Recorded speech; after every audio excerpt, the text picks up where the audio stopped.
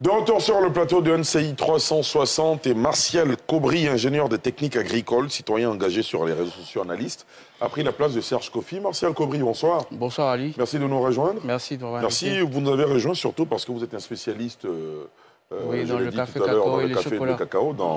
Dans le négoce. Et justement, avec vous, on va évoquer cette haute actualité qui a marqué cette semaine, l'annonce par le gouvernement de la hausse du prix borchant du cacao aux planteurs en Côte d'Ivoire, premier producteur mondial de fèves, fixé à 1800 francs CFA le kilo pour la grande campagne de commercialisation à venir, est supérieur de 20% au prix de la récolte intermédiaire et atteint un record après une année marquée par une flambée des cours sur les marchés internationaux, annoncée par le ministre d'État, ministre de l'Agriculture et du Développement rural et des productions vivrières, Kobenan Kwasi Adjoumani. C'était à l'occasion de la clôture des Journées nationales du cacao et du chocolat qui ont duré 72 heures, en présence de nos reporters Nadia Edja et Joseph Zécré. Le prix borchant du cacao est fixé à 1800 francs CFA pour la campagne qui s'ouvre à compter de ce mardi 1er octobre, contre 1000 francs CFA pour la campagne principale 2023-2024 et 1500 francs CFA pour la campagne intermédiaire sur cette même période. Le gouvernement de Côte d'Ivoire, dans le cadre de la coopération stratégique avec le gouvernement du Ghana, a décidé d'harmoniser les politiques de production, de commercialisation et de fixation des prix de cacao. J'invite les acteurs au respect de ces prix planchers et appelle le Conseil du café cacao au renforcement des dispositifs de surveillance et de contrôle tant à l'intérieur du territoire national qu'à nos frontières, ainsi qu'à la tolérance zéro envers tout contrevenant à ces décisions. Autre bonne nouvelle apportée aux producteurs par le ministre de tutelle lors de la clôture des Journées nationales du cacao et du chocolat, l'augmentation de 600 francs CFA sur le prix au kilogramme du café, le faisant passer de 1500 francs CFA contre 900 francs CFA pour la campagne précédente et la couverture maladie universelle pour tous les détenteurs de la carte du producteur. Le recensement a fait mention d'1 million de personnes et ce sont 1 milliard de francs qui vont être reversés chaque fin du mois, soit 12 milliards de francs CFA l'an. Et au fur et à mesure que le nombre augmente, le montant également va augmenter. Des décisions fortes pour l'amélioration des conditions de vie des producteurs. 1500 francs déjà, il y a eu un petit changement en nous. Donc 1800 francs, je pense que cela nous permettra d'avoir beaucoup plus de moyens pour pouvoir subvenir à nos besoins, prendre en charge nos enfants et améliorer les conditions de vie de nos différentes familles. Et puis naturellement nos plantations aussi. C'est vrai que nous les paysans on attendait un super prix que ça, mais c'est un bon prix. Que le Conseil du café cacao mette encore beaucoup d'énergie dans le reprofilage des voies, parce que les 1800 dont on parle, le producteur ne peut l'avoir au complet si les routes sont bonnes. On espère bien qu'on va avoir le volume qui va correspondre aux revenus des producteurs. L'année parce qu'il y avait une baisse de production et cette année, on espère bien qu'on pourra bien profiter de ce prix-là. Moi, depuis que je suis né, on n'a jamais eu ce prix-là dans la filière café cacao. Moi, je dis merci au chef d'État, l'effort qu'ils sont en train de faire, plus encore avec la semis pour les producteurs.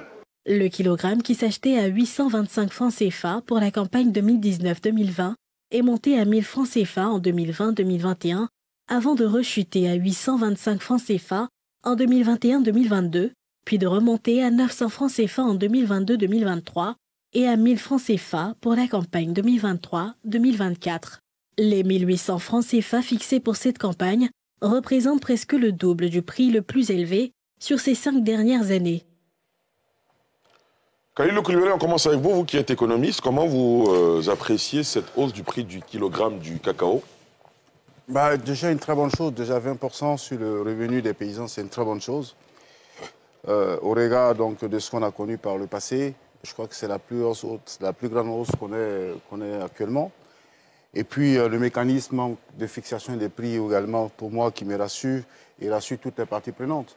Parce que on a vu entre l'existence de la caisse de stabilisation à l'époque où les prix étaient assez maîtrisés parce qu'il y avait une stabilisation de prix, le prix de vente était fixé à l'avance.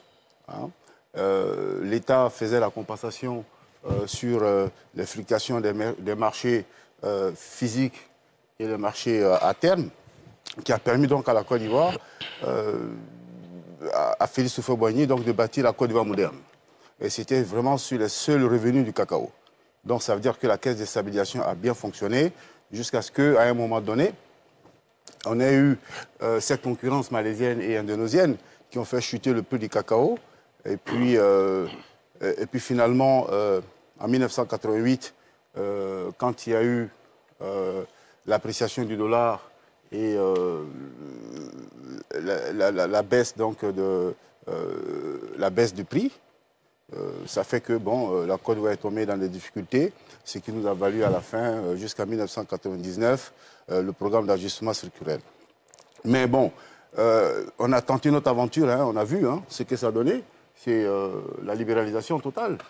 Bon, ça a beaucoup plus appauvri les paysans, enrichi les structures qui ont été créées en temps. C'est avec ça qu'on a acheté des usines fictives aux États-Unis, on a financé la guerre à 30 milliards, donc ça n'a rien donné. Donc aujourd'hui qu'on revienne à la CCC, à la caisse, au Conseil Café Cacao, qui est similaire à la caisse de stabilisation, qui fait le jeu en compensant par exemple les pertes sur les exportateurs et fixant les prix d'avance pour les paysans, pour les garantir et les mettre à l'abri des différentes fluctuations. C'est une très bonne chose qu'on arrive à 1800 francs aujourd'hui. Vraiment, ce pic-là est salutaire. Les paysans l'ont dit. On ne peut pas être plus royaliste que le roi, ils l'ont dit. Donc, ils reconnaissent que c'est une très bonne politique. Moi, j'encourage le gouvernement à continuer dans ce sens. Très bien. Geoffroy Julien. Quoi? Oui, un de vos intervenants tout à l'heure dans l'élément sonore disait qu'ils attendaient un super prix. Mais bon, 1800, c'est bon à prendre. Oui, il y a une évolution. 20%. C'est une bonne chose, c'est une bonne chose. Mais ici, je pense que, vous savez, Ali Derasouba, quand nous étions encore enfants, il y avait ce qu'on appelle la Coupe nationale du progrès. Et on avait à l'époque de Félix Houphouët-Boigny une véritable bourgeoisie paysanne. Les Sansankwao, les Yao Fils Pascal, etc., etc. Et moi qui viens de la boucle du cacao, je sais de quoi je parle. Vous voyez, nos parents étaient des gens extrêmement épanouis, extrêmement riches. À l'époque, par exemple, chez moi, dans ma région, on disait Sika Boutou, c'est-à-dire que l'argent est versé.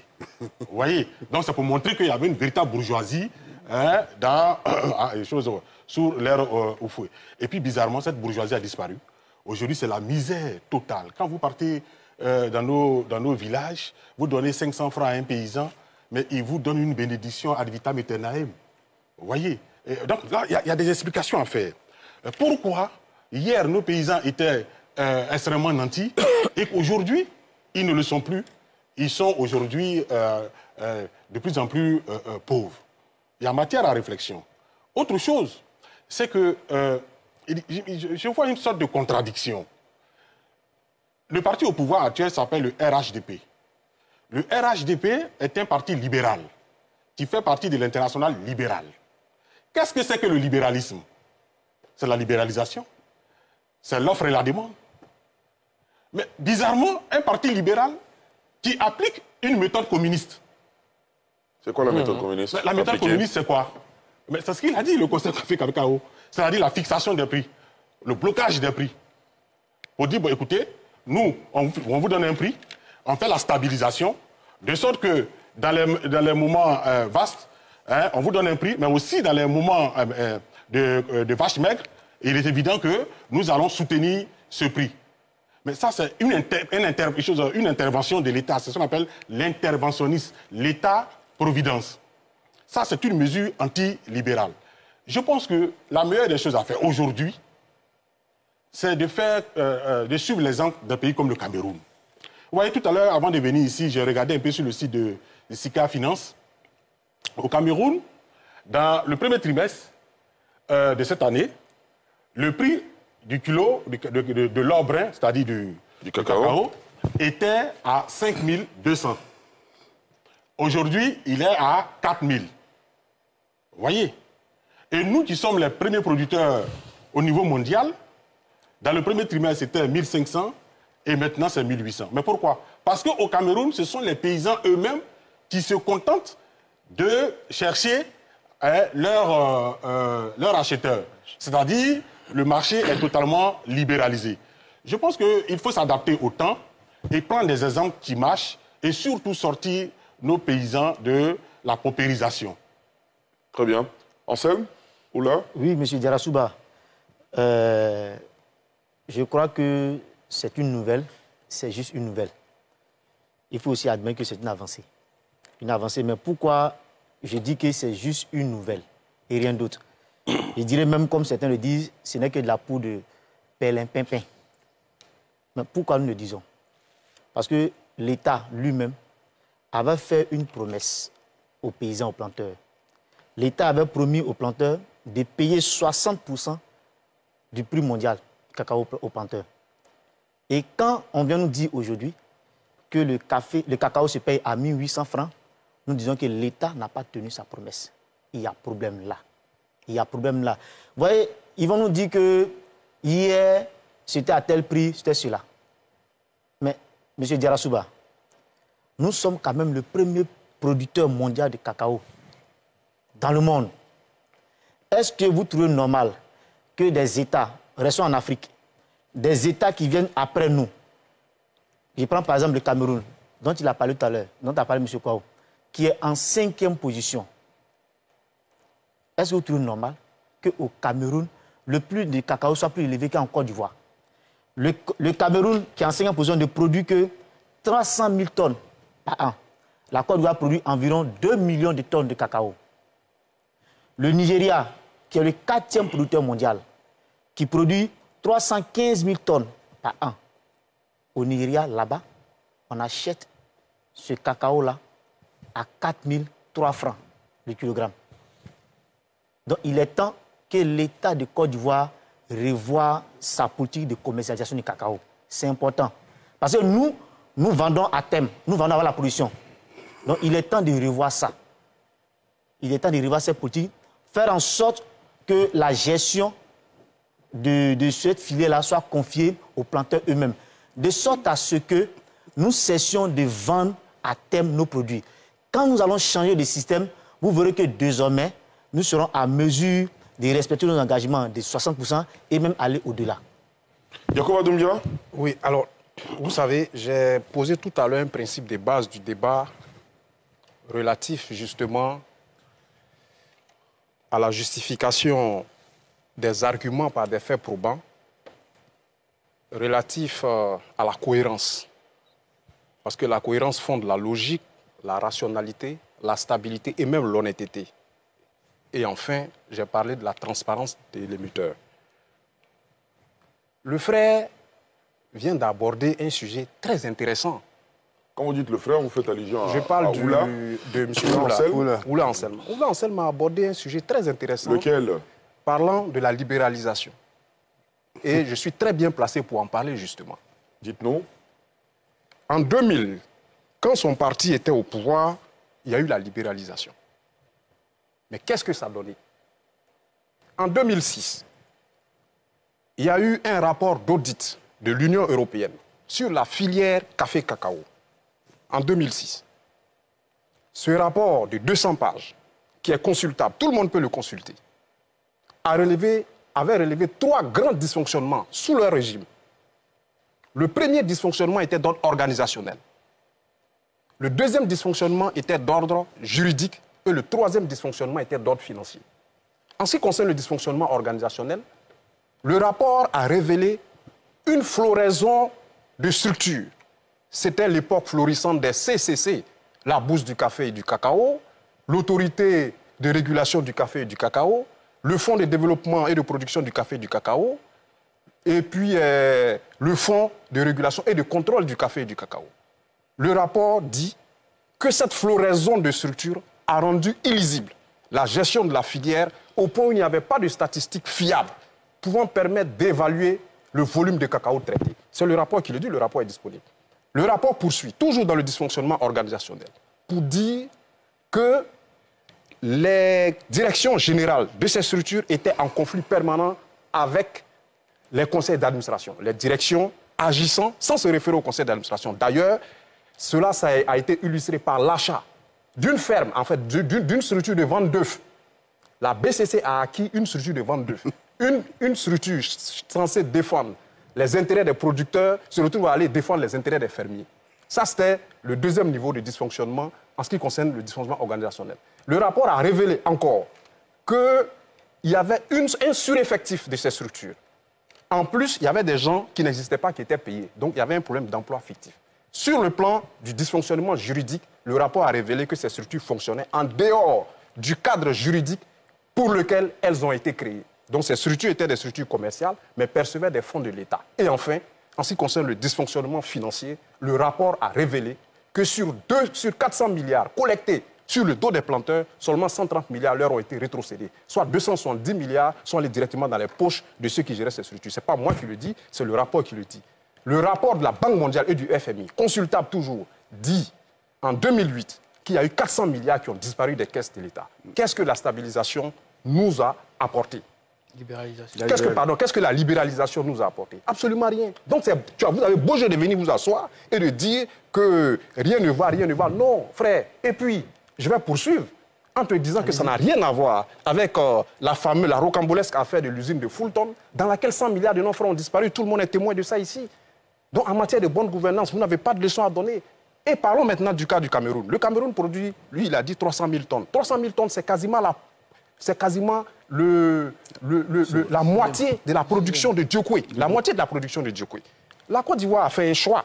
Et le choix, c'est de baser son économie sur l'agriculture, notamment sur la production cacaoyère, qui est quasiment de 2 millions de tonnes. On ne peut pas jouer avec ça, qui nourrit autour de 9 à 10 millions de personnes. Donc si on ne met pas en place une politique censée protéger ces paysans et ces non-planteurs, mais ça peut dégénérer, ça peut créer des situations incontrôlables. Donc l'État a décidé de créer le Conseil Café Cacao parce qu'on allait à la libéralisation, on a vu ce que ça donnait. Aujourd'hui, on est au niveau du Conseil Café Cacao. Donc on a stabilisé les prix pour permettre aux populations de garantir un prix minimum. Et puis je vais terminer par là, très rapidement en disant qu'en réalité, le fait que les coûts ou le prix du cacao soit monté sur le plan international, mais ce n'est pas fait ex nihilo. En 2017, je dis bien en 2017, vous pouvez fouiller, vous pouvez vous documenter. En 2017, il s'est trouvé qu'il y avait une surproduction au niveau de la production cacaoyère sur le plan mondial. Du coup, les prix avaient chuté. Là, le Ghana et la Côte d'Ivoire, qui font 60% de la production mondiale, étaient obligés à un moment donné de s'asseoir et de réfléchir pour trouver une solution à ce problème. Et qu'est-ce qui a été décidé? De faire en sorte qu'il n'y ait plus de production nouvelle. Donc depuis 2017-2018, il n'y a plus de semences qui ont été distribuées. C'est pour permettre de stabiliser la production et faire en sorte qu'il y ait, en ce qui concerne le coût au niveau mondial, qu'il y ait une sorte de surenchérissement. Et d'ailleurs, je le dis, on pourrait reprocher à la Côte d'Ivoire certainement d'appauvrir ou d'avoir un prix bas, si et seulement si la Côte d'Ivoire était le seul dans ce domaine, mais la Côte d'Ivoire et le Ghana qui sont les deux producteurs, les premiers producteurs mondiaux de cacao, ce sont les deux qui se sont associés et qui ont décidé justement de mener une politique commune pour stabiliser les prix et sauver les populations. D'accord. Une question. Professeur Henri-Ba, non, s'il vous plaît. Non, on n'a plus de temps, malheureusement. Professeur Henri-Ba, s'il vous plaît. Non, le libéralisme, c'est pas une... Non, Yacouba, vous n'avez pas le droit de répondre. Professeur Ba, allez-y. Oui, en fait, très rapidement. Je ne maîtrise pas ces rouages économiques et ces systèmes de vente, mais dans leur intervention, il y a deux choses qui m'intéressent. C'est la dimension politique. Je fais le constat que les partis de gauche socialistes, communistes, auraient appliqué une mesure du libéralisme et les libéraux auraient appliqué un mécanisme. Et je vois cette querelle qui, de mon point de vue, n'a pas son sens. Le premier constat, c'est cela le constat. L'analyse que j'en fais, c'est qu'aujourd'hui, du point de vue politique, les frontières disparaissent entre la gauche, la droite, le libéralisme et le socialisme. Ce sont des anciens clichés parce que chacun des partis aujourd'hui au niveau international utilise dans le camp de l'autre, dans l'idéologie de l'autre, ce qui peut marcher. Et donc, de mon point de vue, la contradiction n'est pas à ce niveau. Ouais. Deuxième élément, la question serait, qu'est-ce qui est bon pour les producteurs? C'est ça. Quand j'écoute Khalil Koulibaly, quand j'écoute Doumbia, j'ai le sentiment qu'on est dans une approche pragmatiste où on a utilisé, les socialistes ont utilisé une stratégie des libéraux qui n'a pas marché à cause des acteurs. Et donc, eux, ils prennent une stratégie des socialistes. La solution pour moi serait d'abord, qu'est-ce qui est bon pour les producteurs? D'accord. Ce qui est bon pour les producteurs, on l'applique. Et comme ce sont des hommes qui avaient détourné, si cela est vrai, dans le système, nous maintenons le système libéral, mais nous avons des hommes de qualité qui ne vont plus détourner ces fonds pour que ça puisse servir aux planteurs. L'idée n'est pas de dire, vous l'avez fait et l'argent a été détourné. Ça veut dire que l'argent était là, ça devrait aller aux producteurs, mais ce n'est pas aller aux producteurs. Et aujourd'hui, l'État décide sous un système libéral d'être l'État protecteur. Moi, j'aurais proposé, si les libéraux sont conscients qu'il y a eu des milliards qui ont été détournés et qui auraient pu servir aux producteurs, que les libéraux appliquent cette mesure libérale, mais qu'ils prennent des hommes de qualité qui ne vont plus détourner, qu'ils prennent des mesures qui ne vont plus permettre ces détournements de fonds pour que les producteurs qui sont nos parents puissent en bénéficier plutôt que d'être un État qui soit l'État protecteur dans un système libéral. Très bien, on a la chance d'avoir un ingénieur de techniques agricoles qui nous a rejoint, dont le travail essentiellement, c'est d'acheter, c'est du négoce. D'acheter du vendre. Pas totalement, mais en relation, oui. Effectivement, oui. Alors, moi, déjà, pour le prix, je dirais que le prix, ça dépend de pour qui le prix est bon. Pour le producteur, dépend de là où on se situe. Là où on se situe. Le producteur, effectivement, 1800, ça peut être un bon prix pour lui parce que l'année dernière, il avait 1000 francs. Donc, de septembre 2023 à septembre 2024, il a 1800. Donc, pour 2,5 tonnes, il avait 2,5 millions. Aujourd'hui, il a 4,5 millions de francs. Pour l'acheteur, ça peut être compliqué parce que pour avoir 25 000 tonnes d'achat, on dépensait 25 milliards et maintenant il faut dépenser 45 milliards. Est-ce que les banques vont soutenir les acheteurs locaux aussi qui ne sont pas financés? Donc il y a un peu toute cette organisation à voir. Non, ici, nous, ce qui nous intéresse, c'est l'intérêt des planteurs. D'accord, alors dans l'intérêt des planteurs, il faudrait, je regrette effectivement que les gens du CCC ne soient pas là parce que il faudrait qu'ils puissent expliquer concrètement aux planteurs qu'est-ce que signifie la stabilisation, comment est-ce qu'ils font les mises en marché de leur production, comment est-ce qu'ils font pour avoir le prix CAF et à partir de ce moment-là, comment ils déduisent. Bon, après, il y a le calcul du différentiel qui se fait et on voit, je veux rectifier, il y a aujourd'hui, c'est 65%, les 1800 représentent les 65% du prix CAF qui est de référence, qui est 2700 francs, donc ils ont eu 1800, donc ils ont respecté donc, du coup les 60% de promesses. Par contre, le prix CAF de référence ne correspond pas, à mon sens, à ce qu'aurait pu être un prix CAF par rapport aux mises en marché que le CCC a mis depuis sur son site et même par rapport au cours du cacao.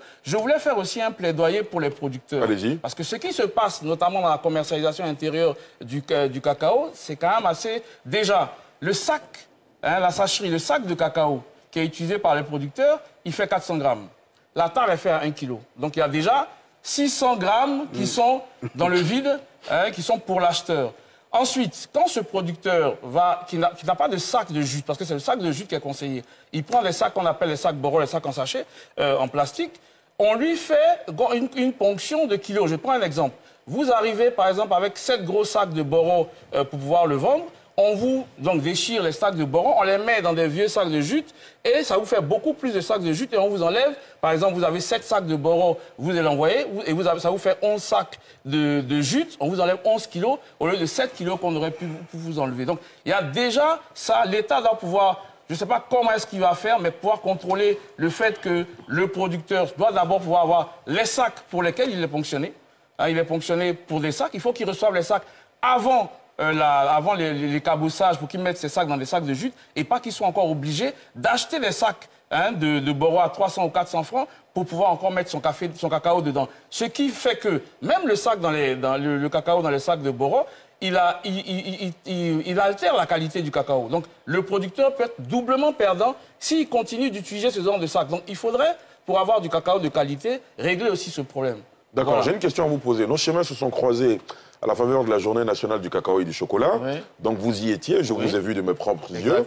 Selon vous, quel a été le ressenti des planteurs à l'annonce de ce prix de 1800 francs CFA pour le kilogramme Borchamp? Alors les planteurs s'attendaient à un prix qui serait un peu plus élevé. Mais par contre, comme c'est un prix qui est un peu plus élevé que celui de l'année dernière, ils le prennent. Voilà, ils savent que, comme j'ai dit, si tu fais une tonne, tu as 1 800 000, avant, tu allais avoir 1 500 000, donc il y a 300 000 francs de plus. Mais ils s'attendaient un peu plus, surtout par rapport à tout ce qui est dit Cameroun et tout ça. Mais c'est pour ça que je veux que le CCC vienne expliquer concrètement aux gens et pour que les producteurs comprennent. Pourquoi on arrête effectivement de faire la comparaison entre le Cameroun et la Côte d'Ivoire? Parce que ce n'est pas le même système de vente, c'est un système stabilisé où on fait... Oui, mais après... le système stabilisé peut protéger aussi le producteur. Il faut peut-être trouver un système hybride. En quoi est-ce qu'un système stabilisé protège le producteur? D'accord. Vous avez un producteur qui a son cacao sur l'arbre. D'accord? Entre la récolte et les cabossages, et même la fermentation et tout, il se passe 2-3 semaines. Mais si là, imaginons qu'on dise, si c'est un système libéral, que le prix aujourd'hui, il est 1000 francs. On le vend à 1000 francs. 2 semaines plus tard, quand il a son cacao prêt, parce qu'il y a tout le monde qui a du cacao, il tombe à 300. Comment est-ce que le producteur comprend que moi, je suis allé couper mon cacao parce qu'on disait qu'il était 1000 francs et aujourd'hui, il est 300. Alors que aujourd'hui, le système stabilisé garantit au producteur tout le temps de la campagne le même prix. Donc, il peut écabosser son cacao à n'importe quel moment, il aura ses 1800. En tout cas, si le système est bien régulé. Donc, 1800, tu coupes tes cabosses, tu les écabosses, tu fais la fermentation, le séchage, on te l'achète à 1800, quel que soit Alpha. Par contre, si c'est dans un système libéralisé, les prix vont donc fluctuer. Tu peux ne pas avoir le prix dans un sens comme dans l'autre. Hein. Aujourd'hui, on parle du système libéralisé parce que les cours sont à la hausse, mais si les cours étaient très bas, on aurait vu que ce ne serait pas à l'avantage des producteurs. Geoffroy, vous avez une question? Je vais poser une question. Allez-y, allez-y. Oui, au regard de ce que vous dites, comment se fait-il que le paysan camerounais, lui, arrive à comprendre les mécanismes du libéralisme et que le paysan ivoirien serait incapable de comprendre cela? Alors, c'est parce que, d'abord, le cacao, c'est un enjeu national. Est-ce que l'État fixe le prix de la tomate? Même le même producteur de cacao, est-ce que l'État fixe sa banane? Il coupe de la banane, il la vend au prix qu'il veut. Donc, il fait peut-être comme le producteur camerounais. Mais le cacao, aujourd'hui, les 2 millions de tonnes de cacao, c'est un enjeu national. Donc, l'État a le devoir de pouvoir s'impliquer dedans. Maintenant, comment il s'implique, c'est à discuter, mais c'est déjà de la responsabilité de l'État. C'est pour cela que vous avez souhaité qu'on invite les gens du Conseil. Il faudra de la transparence sur ce sujet, parce que c'est un peu trop opaque. Donc, tout le monde dit ce qu'il a envie de dire en fonction de ses connaissances, en fonction de ce qu'il ne sait pas. Mais il faudrait que le Conseil Café Cacao, au cours d'une émission ou au cours de quoi que ce soit, vienne expliquer concrètement, nous mettons en marché du cacao pour les producteurs, voici comment nous procédons, voici ce qui se passe, voici. Et tout le monde pourra dire aujourd'hui, parce que mettre en marché 2 millions de tonnes et 300 000 tonnes au Cameroun, c'est pas la même chose, c'est pas les mêmes enjeux. Donc, je pense que l'État n'est peut-être pas impliqué dans la vente. Je ne connais pas le système de commercialisation du Cameroun, mais l'État n'est peut-être pas impliqué de la même façon dont l'État de Côte d'Ivoire est impliqué dans la situation du cacao. Parce qu'il faut savoir aussi que le cacao permet à la Côte d'Ivoire d'avoir des devises étrangères. Et c'est très important pour l'État. Ensuite, ce que je voulais terminer, c'est que ce que j'ai un peu déploré, c'est que malgré l'initiative Côte d'Ivoire-Ghana, il n'y a pas une annonce commune. Peut-être que dans les prochaines années, ça va se faire, mais au moins une annonce commune entre la Côte d'Ivoire et le Ghana pour annoncer automatiquement, simultanément, les prix. Ensuite, je voudrais revenir sur une chose, sur la contrebande. Alors, il faudrait vraiment que l'État mette en branle les services de défense et de sécurité pour qu'on n'ait plus de contrebande. S'il y a un même prix entre le Ghana et la Côte d'Ivoire, il n'y a pas de contrebande. Donc, on ne vend pas d'une frontière à une autre. Mais par contre, du côté des autres frontières, il y a de la contrebande. Donc, ils viennent acheter du cacao sur place. Ils vont au-delà des frontières. Ils passent par des routes. On les voit. 30 remorques de cacao ne peuvent pas disparaître comme ça dans la nature. Donc, il faudrait vraiment... Oui, mais parce qu'au-delà des frontières, les prix sont meilleurs. Donc, le paysan va là-bas. C'est ce que je dis. Alors, pour la contrebande, ça se faisait aussi du Ghana à la Côte d'Ivoire. Si vous avez 1000 francs au Ghana et 800 francs en Côte d'Ivoire, les gens vont vendre à la frontière, ils vont aller vendre au Ghana. Mais si vous avez 1000 francs, en Côte d'Ivoire et 800 au Ghana, ils vont venir ici. C'est le truc qui est là. Donc, si vous n'avez pas les mêmes systèmes de vente, c'est normal qu'il y ait de la contrebande parce qu'il y a quelqu'un dehors qui, lui, veut acheter le cacao parce qu'il vend en spot, et l'autre, il a vendu à terme. C'est pas le même. Donc, il faut trouver un système hybride, transparent, qui sera expliqué aux producteurs, parce que c'est eux qui produisent. Rien ne leur est dit. Bien sûr. Rien ne leur est expliqué. Tout le monde dit. Aujourd'hui, si demain, on se dit, et puis je vais rectifier aussi quelque chose, si demain, on se dit que on libéralise et que les cours chutent, mais on sera à payer le cacao à 200 francs, et on va dire que le prix n'a pas marché. Voilà. Alors, qu'est-ce que vous voulez rectifier? Ensuite, par rapport aux distributions de plants. Alors, il faut savoir que depuis très longtemps, les chocolatiers ont vu qu'il y avait une baisse de la production. Donc, comme eux, leur avantage, c'est aussi qu'il y ait du cacao, ils ont entrepris des programmes de durabilité pour pouvoir régénérer ces plants. Donc, le CCC, effectivement, a fait arrêter toutes ces distributions de semences. Mais aujourd'hui, c'est repris, mais de façon contrôlée. On essaie de contrôler un peu ces distributions de semences. Très bien. Alors, je veux bien vous donner la parole, Geoffroy Julien. Une dernière question, monsieur. Sauf que, non, on n'a même plus le temps. Ah, d'accord, allons-y. L'émission doit prendre fin à 22h05. Il est 22h07. On a déjà débordé de 2 minutes.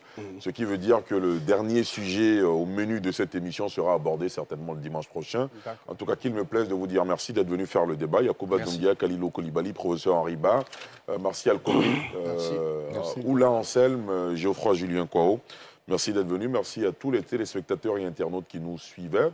Dans le live Facebook, en ce moment, vous êtes près de 5000. Vous étiez un peu plus de 7000 il y a peu. Et plusieurs dizaines de milliers sur notre application NCI. Merci à toutes et à tous de nous avoir suivis. Je vous souhaite de passer une excellente soirée sur la nouvelle chaîne ivoirienne. Professeur Henri Ba, Geoffroy Julien Kwao, vous êtes réquisitionné d'avance pour le dimanche prochain. Votre agenda vous l'autorise? Oui, parfait. Et je voudrais profiter en même temps de votre émission pour saluer tous les téléspectateurs ivoiriens et surtout de la diaspora. Ils ont été des milliers à me demander pourquoi je ne suis pas là. Est-ce que j'ai été sanctionné ou pas? Non, je n'ai pas été sanctionné, mais il y avait des contraintes professionnelles. Il n'y a pas de sanction à NCI 360, soyez-en rassurés. Et nous-mêmes aussi, on a essayé d'avoir Geoffroy Julien Kwao, malheureusement, qui n'était pas disponible. En tout cas, merci beaucoup d'être venu faire le débat. Merci à vous, messieurs. Excellente fin de soirée, excellent début de soirée, de semaine. Merci. Bonne soirée à toutes et à tous. Merci beaucoup. Merci. Veuillez tout simplement vous abonner et activer la cloche de notification pour ne rien rater. Retrouvez KDV sur YouTube, Facebook, TikTok.